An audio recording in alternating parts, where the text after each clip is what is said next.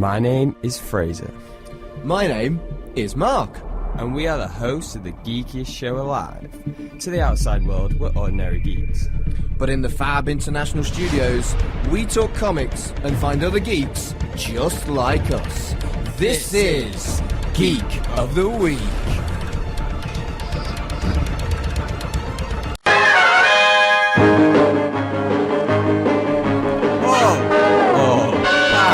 I'm back, guys, don't worry. This is Pull or Pass, the section of the show where we take a look at typically free comic books, sometimes more, but usually free, and say whether we're going to pull or pass on them. If you're confused by what we mean by pull, basically, whenever you go into a comic book store and you pick up a comic, let's say you just watched Endgame and you pick up an Avengers comic, why not? Or you watched Hellboy and you're like, maybe the comics are better than the film.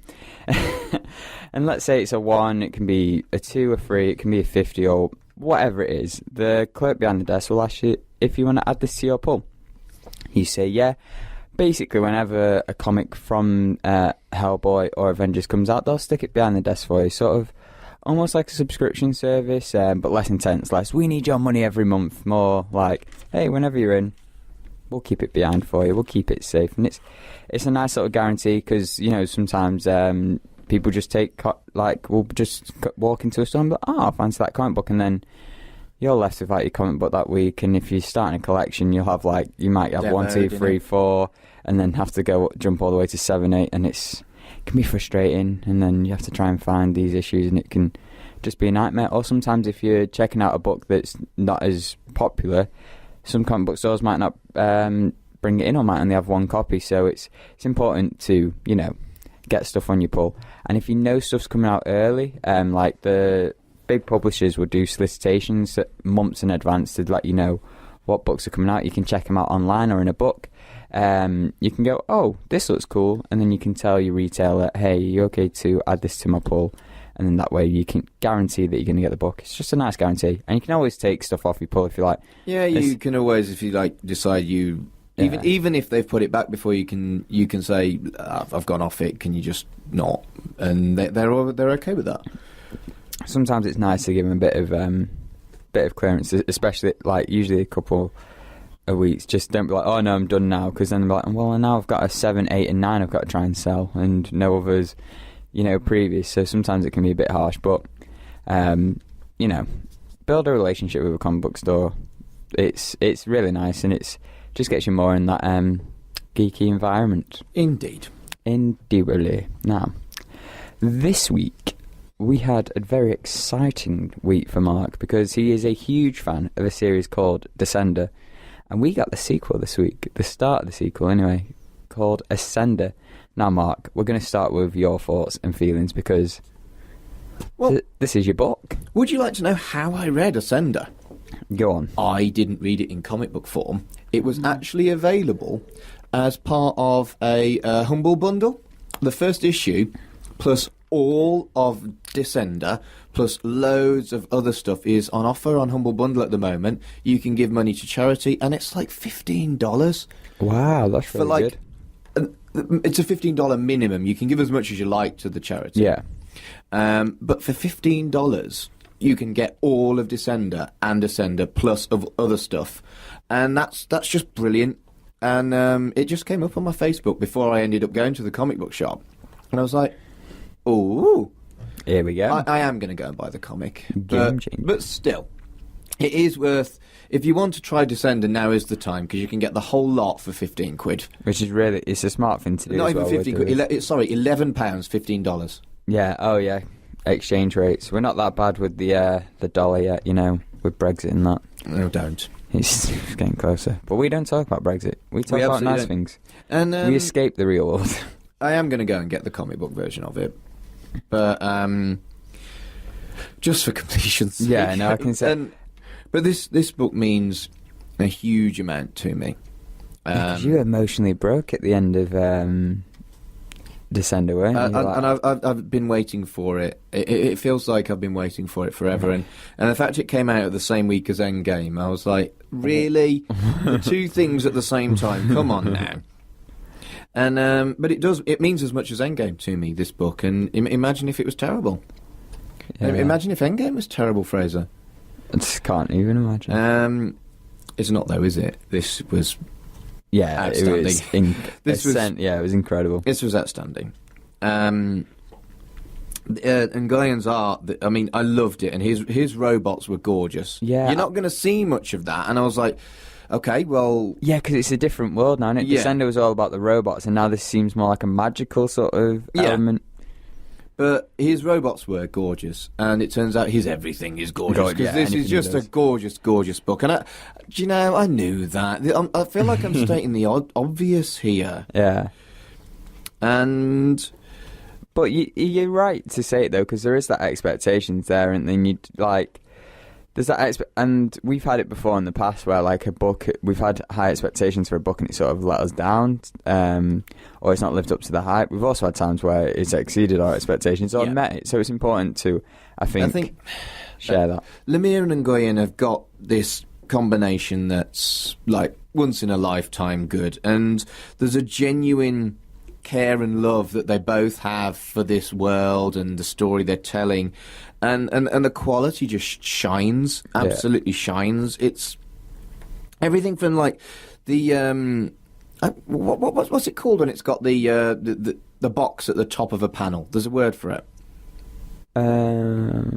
Like the narration boxes. Oh yeah. When it's being narrated by different characters, it has different fonts. Ones. Yeah, and that's just an attention to detail that's so gorgeous. And I the liked fonts are picked so yeah. well. It's just like everything I spotted. I was like, this is a beautiful, beautiful book. But it was always going to be because Descender was. Yeah. I really enjoyed like just talking about the look of the book. It was like watercolor art. I was like trying to figure. It was tracking me back to like primary school. I was like, what kind of art is this? And I was Googling it, and I was like, watercolour, that's right. And that's right. It looks beautiful. And just to mention the narrations you're talking about, it really stuck out for me with the childlike one for the child character. I was like, oh, I enjoyed that. The thing I really enjoyed about Descender when we read it on Trade-Off, when you gave it to me, was the lead characters in it, because it was like, a young character. It was the robot and stuff like that, and sort of that ensemble. And for this, we didn't really get introduced to our protagonist until towards the end. So I was getting a bit like edgy. Who are we going to have? Are they going to meet up to that quality? And I feel like the one we've got here, it's a good lead character to have. Yeah. And again, it's another young protagonist, which I really enjoyed, and they want to know about the world of Descender when it was robots and stuff like that. And the reveal at the end, sort of like I feel like it picked up towards the end. I was like, oh, okay, yeah, this is some cool things they're leading on to. I think there's one character in Ascender that was a main character in Descender, and I think that's important for that. Yeah, link. for sure. But the antagonist, you're introduced to mother, her. Yeah. You're introduced to her before you're introduced to anything else in which this book. is kind of interesting. And she is so scary, like psychologically scary. It's her influence on that world as well. Yeah. Like they're all she's godlike almost and stuff. And then she meets. It was really scary. Like she was scary, and then she meets to like the higher mothers, like the people who are and like her, descendants in it, because she's the descendant of them. They're her, ascendants. Yeah, that's right. Makes sense now. I get it. Yeah, funny that. But she's. But like how she's become the mother of that world, like she's done betrayals and stuff like that, and it was really cool, and it is very scary because they treat it like a god, like the mother will save you. They're all talking about mother, and like, oh, this is creepy. Yeah, it really is. Oh god, this book. And there's a flying tortoise. I really enjoyed the flying tortoise. That was a really pretty flying tortoise. It was really cool, and it was huge as well. I was like, yo, this is epic. It was like near the beginning. I was like, okay, I'm going to keep reading.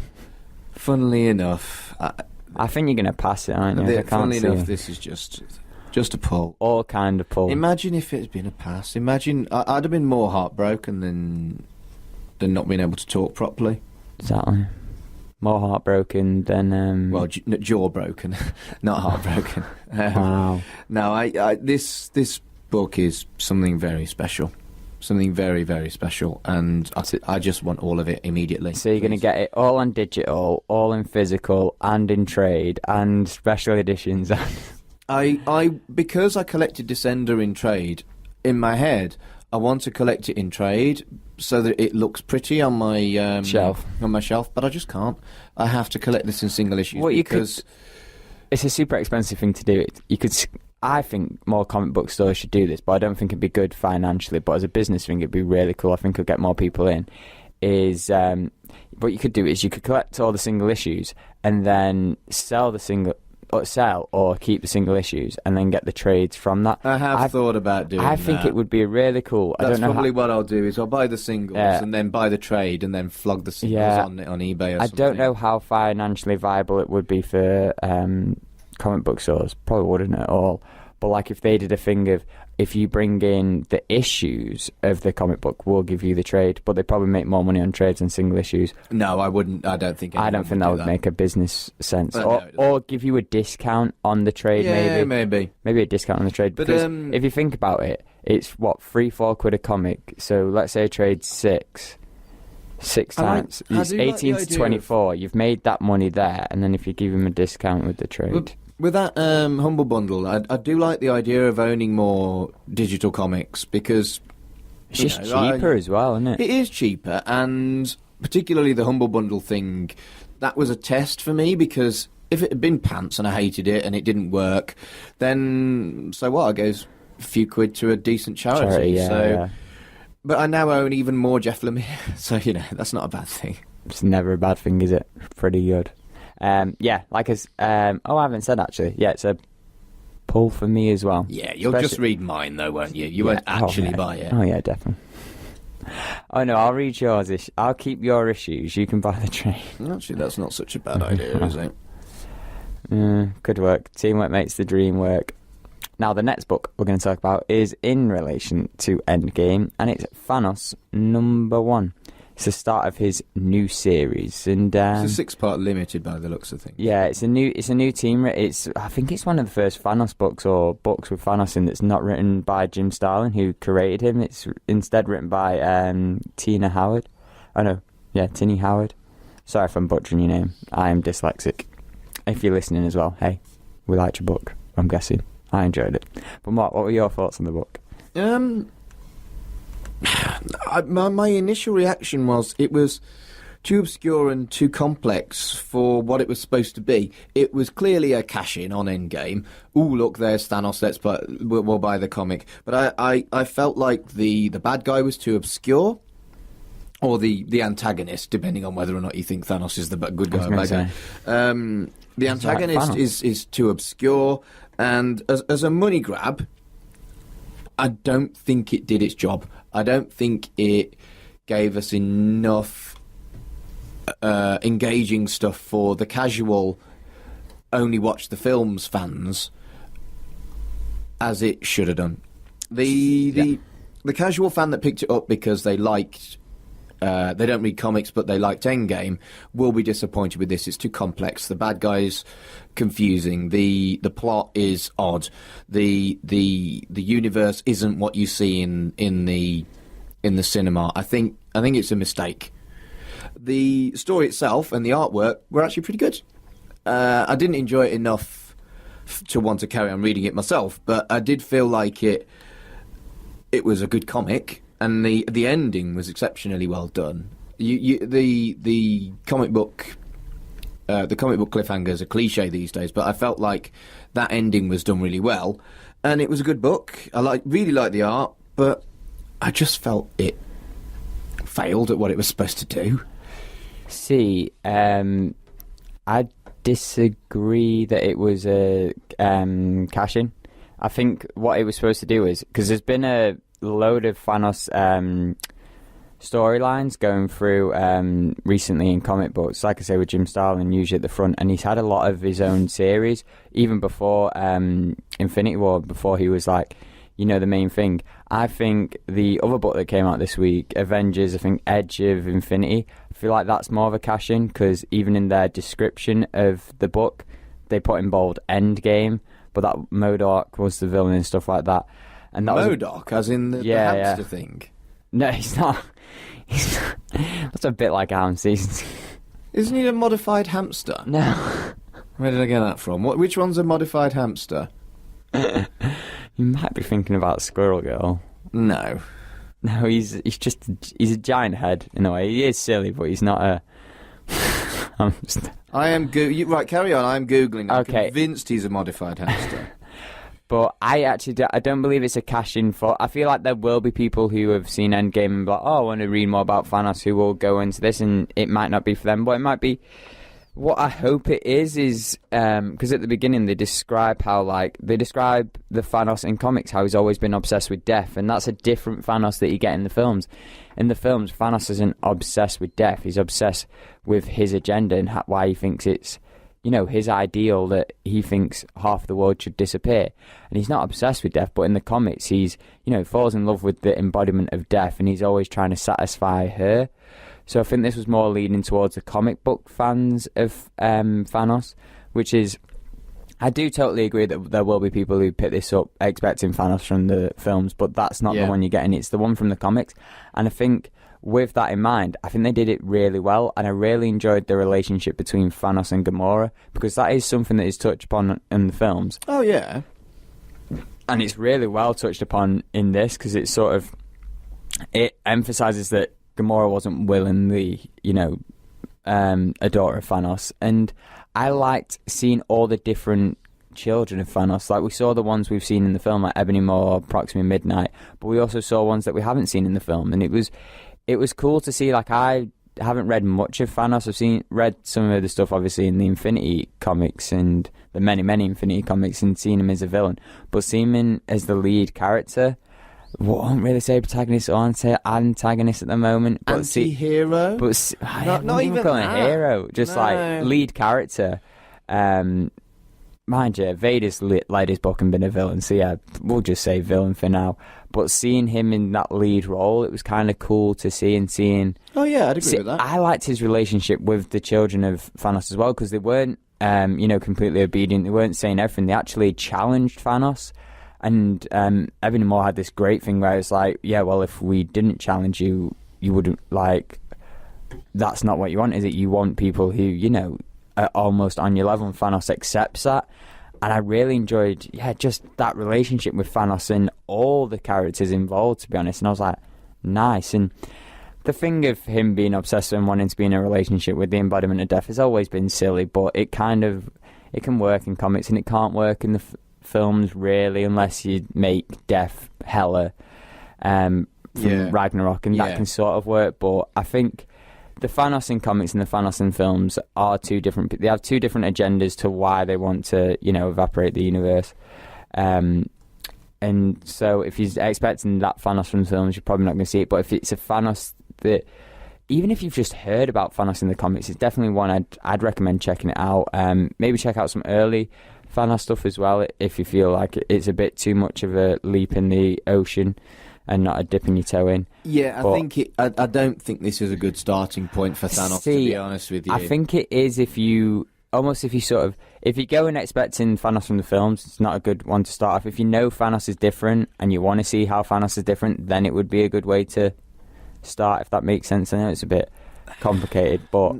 I don't see why anyone... would, in the current, obviously, Endgame thing, the kind of people that are interested in Thanos are people who have seen Endgame. So I don't think that there's anyone who... You know what I'm getting at? I think it's an oddly timed book to have super comic book version of Thanos have his own title. Well, Thanos has had his own title for a while. It's just a new writing team on it. It's one of those things, it just so happens that it's been released something, and it probably will get some sales from Endgame. But there are people out there, and I'll admit I was one of them. I was aware of comic books and how, like, different characters were different than the films. And sort of, like, I was willing to read stuff knowing that it would be different than the films, if that makes sense. Like, when I started reading Spider-Man, I knew it wasn't going to be Tobey Maguire, although in Ultimate Comics it's pretty similar. But I was willing to accept those differences, if that makes sense. So I feel like there will be people there who want to read Thanos, knowing it's going to be different, and this is an okay one for them to start off with. And You've just been like, well, maybe Endgame's the last time we see Thanos in the films. Don't say a word, Mark. I wasn't going to. I know. I made a promise to you. I know. Thank you. And the listeners. And fellow geeks, don't be shouting anything at me right now. It was to you. What was I going to say? Yeah.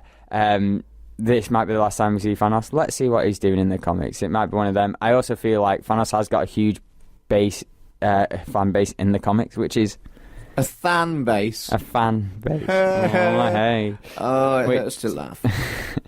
which is why it's great to see this new book, and it's cool to see someone who's not Jim Starlin working on it. I mean, don't get me wrong. I hope that doesn't make it sound like, oh, I'm done with him, because he's done some exceptional stuff with Thanos. But it's nice seeing someone new. It's like when Miles started getting written by someone else other than Bendis. It was nice to see someone else have a take on the character. Brave. It is, yeah. It's a big brave, especially with, I tell you what, comic book fans, especially if they're a dedicated fan to a character, mainly focusing on Spider-Man. Oh my goodness, they can be harsh on their writers. If they like you as a writer, you're clean sailing. But some people will just like, I like this writer as Spider-Man, but not this writer. Well, there was that guy that got death threats because he wrote something that Venom fans didn't like, Donny Cates, yeah. It's like a lot of people. I've raged at that already. Yeah, get it a lot, and like Tom King's currently on Batman. It's the same thing. It's like there's been so many Batman writers, like Scott Snyder and stuff like that, and everyone sort of has their go on it. Everyone has their go on it, and like some people don't like the writers, so it's okay. In a couple of years' time, there'll be a new writer who'll write for a long period of time.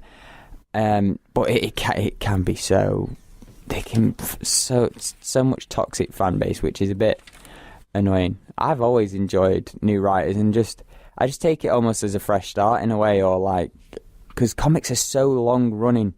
They've been going for years. Sometimes you just need the new platform to start off with, or a new Yeah.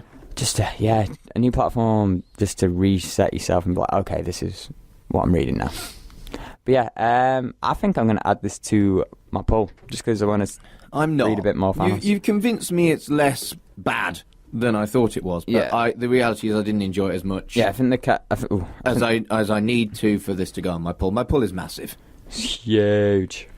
But yeah, the next book we are going to talk about is Punk Mambo. Now I saw this book on the shelf, and I was like, this has Mark written all over it. So I was like, Mark, I found the book we're gonna do, and it's Punk Mambo. What did you think of this book?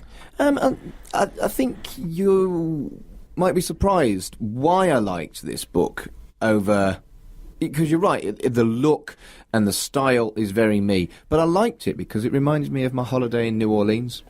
Yeah, because it's based in New Orleans, isn't it? It's a bit. And I've always, even crazy. Before I went to New Orleans, I loved the voodoo lore, and I've always found supernatural stuff fascinating and interesting. Obviously, as a humanist, I don't believe in it one little tiny bit.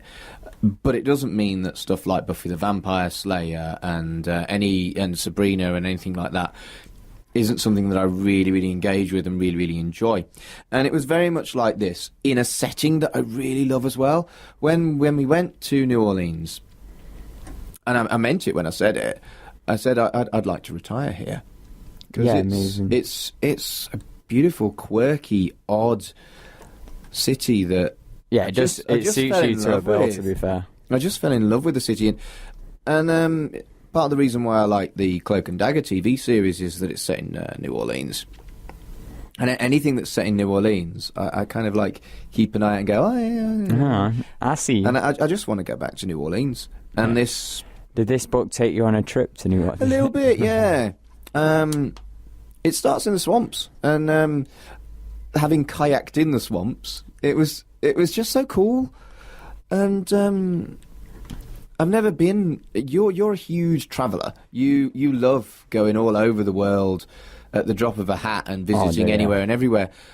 My travel book kind of left me. But then when I went to New Orleans, I was like, I like it here. I like it a lot. Yeah, and from the front cover onwards, I was like, yeah, I'm going to like this book, and I did. But like I say, it was much more the setting and the art style. Not the shaved head with the pink Mohican. Yeah, the art style and the story didn't grab me as much as perhaps it could have done, but the setting and the look, I'm interested. I am very, very interested in this title.